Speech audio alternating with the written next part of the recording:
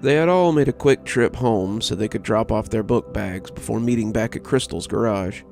To no one's surprise, her family were the new owners of the McCormick place. The garage had once been home to Mr. McCormick's tools and car parts and things he used to tune up his roadster, but now it looked rather sad and empty. Dakota was sure that Crystal's family would soon fill it up with junk of their own, but until then, it was just a ratty couch, a fridge full of off-brand pop, and a whiteboard she had hung on the wall. The radio on the corner of the table was playing something low but familiar, and Dakota felt a twinge run up his spine as he recognized it. He tried to block it out. Seems the song was popular this week, and the lyrics were becoming a little ominous. "Oh, oh, here she comes. Watch out, boy, she'll chew you up." There was a little table in front of the couch, something small for cards or projects that could be easily folded up again, and here was George with his notes spread out. "Oh, oh, here she comes. She's a man-eater." Dakota reached out and turned it off before sitting back as he and Nikki lounged unenthusiastically on the couch. George was preparing to discuss his favorite topic of the last 2 years, the ongoing Snatcher case, and Dakota and Nikki were preparing to suffer through another round of Detective George and his constant theories. This might well be new to Crystal, but the two boys had heard it until their ears were like to bleed. George had been compiling evidence since the 5th grade, probably since before then even.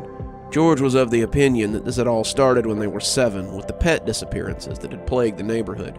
He found it interesting that no one had ever put the two crimes together, but what was really interesting was how George kept yapping when no one else cared. Who went from snatching cats and dogs to snatching kids anyway? Like Sheriff Hurd had told him when he'd tried to bring it up during last year's Policeman's Day assembly. That's not really how it works, kid. It all started about 5 years ago, with the disappearance of Mrs. Maxine's Yorkie, Princess. Princess had been led into the backyard to do her business, as Miss Maxine stated, just after sunset.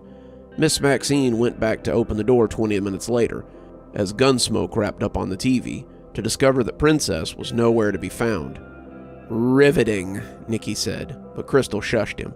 A week later, Mrs. Bosco put up signs for her missing Shih Tzu. "Kazoon-tight," Nikki said, drawing a chuckle from Dakota and a sour look from Crystal. "Lucky," George said, powering through, "who went missing off her back porch. She said they usually put them out at night, but when they went to let them in the next morning, they were gone." He looked at the three of them like a lawyer in a court show, but Dakota just shrugged at him. "So?" "There were about 25 missing pet reports in those 2 years. The Humane Society reported a dip in strays over the past 3 years of 50% too. Pets still go missing sometimes to this day. It's not just small dogs or cats anymore. Remember when Mr. Grouse had posters up for Hank last year? Hank was a pretty big dog, easily about 50 or 60 pounds. That's a lot of dog to just snatch out of somebody's yard." Okay, but what's this got to do with missing kids?" Nikki said. George pushed out an exasperated breath as he pushed his glasses up his nose. "All the pets were reported missing in the surrounding neighborhoods as well, the same place the kids are getting snatched. It's not a coincidence, it's a pattern. You guys go to the same junior officers meeting I do every Thursday. Don't you learn anything?" He was referring to the club hosted by the Culliver Police Force to hopefully bolster recruitment in the coming years for their dwindling law enforcement office. Dakota, whose stepfather was one of those officers, had insisted that he give it a try, but George went all on his own. Nikki went because he didn't want to hang out by himself on Thursdays, and Dakota had to admit that the meetings were sometimes entertaining. "I learned how blacklights work and how to take fingerprints," Nikki put in. "I learned that I can shoot a pellet gun pretty good, which may or may not affect my score on the range if and when I choose to join the police force," Dakota added. George closed his eyes and shook his head, clearly as done with them as they were with him. "Well, I learned what a pattern in criminal behavior is, which is what this clearly is. He was practicing, honing his skills so that when he escalates to children, he'd have it down pat. There probably isn't a lot of difference between snatching kids and snatching your average house pet. You gain their trust, you offer them something they want, you act friendly, get their guard down, and then you strike before they expect it. That's what he's doing." Dakota had to admit he was making sense. If you were going to abduct kids, then it made sense to learn the neighborhood, study the habits of the residents, and get a feel for the routines. George had clearly picked up more at these meetings than he had. Maybe he really had been onto something all this time. "Look at this," George said, taking a map out of the folder he'd been keeping his evidence in. "It's a map of all the missing pets that got reported. Of the 25, all but 8 were within a 5-block radius of our neighborhood. Now check this out," he said as he added a clear film sheet. "These are the missing kids. Of the 8 that have gone missing, all but 2 were within a 2-block radius of our street." "One of them was even on your street," Crystal said, pointing to the dot that sat right over the old Shelby place. Nikki sucked in a breath, and George pretended to clean a smudge on his glasses. Only Dakota looked at the spot, other than Crystal. The 3 of them knew exactly who that green dot was, and they knew right where he'd gone missing, too. Did you know him?" Crystal asked. The silence was palpable, and it was Dakota that broke it to the deep surprise of his friends. Yeah, we did. His name was Chris, and we actually sat in this garage and planned how we were going to get into that old house." Suddenly, Dakota didn't want to be here anymore. It was all too much, all of a sudden, and he wanted to be anywhere but here. He hadn't been in this garage since Chris was taken, but it was like he could see him now as he sat on the moth-eaten old sofa. Over there was where they'd built their Pinewood Derby car. Over there was where they drank soda and watched Mr. McCormick work on his hot rod. In fact, this had been the spot where George had suggested they try to find some of the lost pets to make a little money for something they all wanted to buy. Chris had been sitting right where Crystal was when he suggested that maybe they check out the old house, that maybe some of the missing pets might have gone there. Dakota was on his feet before his brain had caught up with him, and now everyone was staring at him. I need to go. I remembered something I need to do." "Cody?" Crystal asked, but he walked out then, not sure why in his 12-year-old mind, but knowing that he needed to be anywhere but here. Everyone was quiet that evening at dinner. His sister was looking into her mashed potatoes harder than she strictly needed to, and it was so she could avoid looking at her mother or stepfather. Her stepfather had caught her leaving school early, and her mother had thrown a fit about it. It wouldn't have been so bad, but he had caught her skipping school at Harris Pond, in the back of a boy's car, as the 2 of them tried their best to press their faces into each other. His stepdad thought it was hilarious, at least until he got home and shared it with his wife. Dakota's mother had not thought it was hilarious, and his mother and sister had been fighting for most of the afternoon. Now, they were all trying very hard not to look at each other, and it made Dakota realize how silly he was being. He was basically doing the same thing to Crystal, whether he wanted to admit it or not. She didn't understand why what she was asking hurt him. She didn't know about the little ghost that filled the vacant hole in their group, but if she meant to stay, then it might be time to tell her. He felt stupid for his actions earlier, and he made a mental note to apologize tomorrow before things had time to fester. When the doorbell rang, Dakota was glad for a distraction that would take him away from the table. The tension was thicker than the meatloaf his mother had served them. He was expecting that it might be Nikki trying to see what all that had been about, but he was surprised to find Crystal standing on his front porch. She nervously tucked a hair behind her ear, looking a little embarrassed to be found out here, but resolute in her reason for coming. "I'm sorry," she said, her words squeezed from her when she found nothing else to say. "I didn't mean to push or anything. I should have figured it was a touchy subject and left it alone. I'm sorry if you don't want to." No, Dakota said. "No, it's okay." He went to sit on the porch swing as he let the door close, not sure where to begin, but when she came to join him, he decided on the beginning. "Did they tell you about what happened after I left?" He knew they wouldn't have, but he still wanted to ask. "No, they made it out like it was a big secret, something they didn't feel was right for them to tell." Dakota nodded. "Well, when we were 8, George suggested that we go look for some of the missing pets that we kept seeing posters for. His dad's an outdoorsman, total opposite of George, and he had some of those no-harm traps that we could use for cats and stuff he didn't want to kill, you know. George thought we could track the animals to their last location and lure them out with food so that we could trap them and get the reward money. He'd seen his dad do it to strays before and said there was no reason why house pets wouldn't fall for it.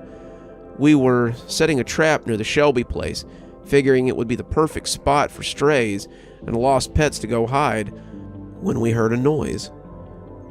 It was like a hurt cat or a dog, something from down under the house, and we ran, thinking it was a ghost or something, I guess.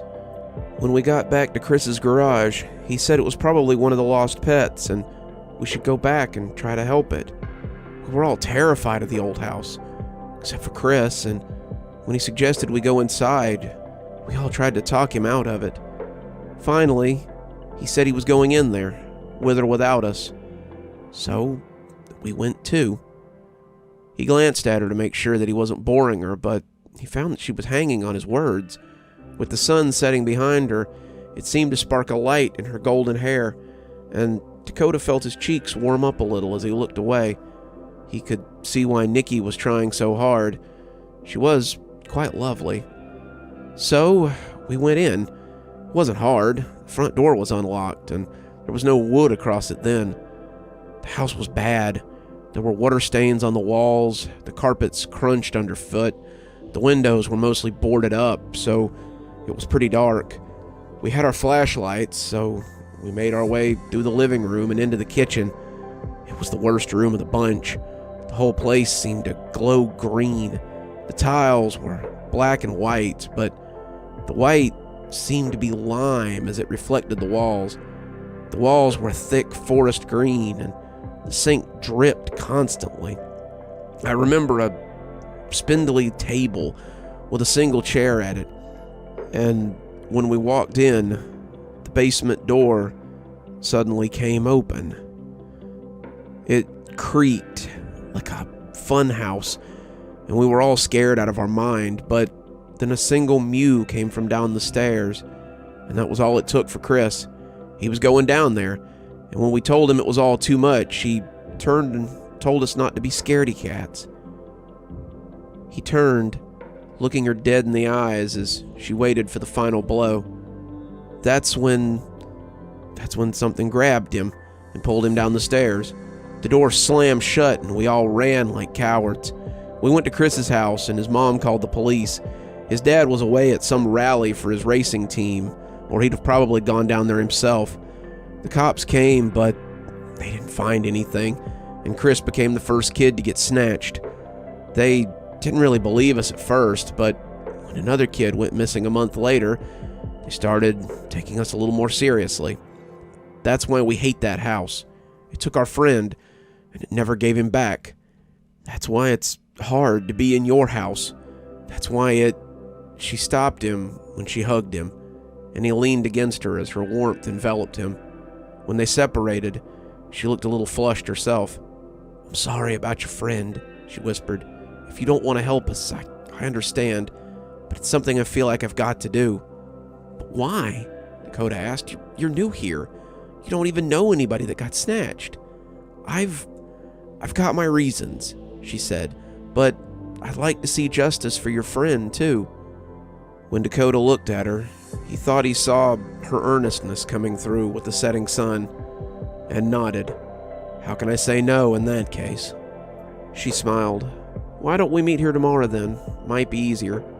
George has a theory he wants to bounce off you guys, and it might lead to a little excitement," she said, her eyes becoming mischievous. "Sounds fun, but you should get home. My dad's a cop, and, well, the curfew and all." She nodded, getting up from the swing before stopping halfway to the stairs. "Thanks for being honest with me, Cody. I'm glad you told me. It just makes me want to catch this guy even more." She ran off then, saying she would see him tomorrow, and Dakota sat on the porch and watched her until she was safely behind her door. He sat on his porch for a while after that, letting the darkness gather on the street before his mom called him and told him to come inside. It seemed so unreal that on a night like this, someone might get taken on a quiet street like his. But as he went inside, he caught a glimpse of the rotting hulk that was the old Shelby place, and reminded himself that danger was closer than he thought. It was hard to disbelieve anything, when you had a haunted house at the end of your street. You're still here. I thought you might be. Thanks for joining me for tonight's story. If your insatiable appetite for horror knows no bounds, might I suggest one of our playlists, or one of our previous stories in the archive? There should be one appearing at the end of the story any minute now. And of course, if you're not subscribed, why not go ahead and hit that subscribe button? Maybe hit that notification bell so you don't miss any of the spooky things that we do here. If you prefer your horror a little more analog, you can always pick up one of my books. There's a link below to my latest, and it'll take you to all the great things that I've posted on Amazon. For my book lovers in the audience, I always suggest coming on down to Patreon so you can become part of my ghostly reader tier and get a book anytime I write one, which is usually about twice a year. Speaking of my patrons, let's go ahead and thank them, shall we? Thanks to Unicorn Hollow for being our spooky ghost contributor. Thanks to Janet and Lady Vengeance for being our spooky skeleton tier contributors. Thanks to Hi Stacy, Winter, Xaronan, Emily Coltsfoot, Stephanie Carrington, Marianne Schuler, Tyler Parker, and Jennifer Damron for being our ghostly reader tier contributors. Thanks, everyone. We just couldn't do the show without you. If you think you might like to support the show in a more monetary fashion, come on down to Patreon. I have many tiers. I'm sure you'll find one that suits you best. I always recommend the Ghostly Reader tier, since you get a signed book anytime I write one on your doorstep. But I have many tiers, and again, I'm sure you'll find one to suit you. And as always, thanks for stopping by. Dr. Plague, signing off. Have a wonderful evening.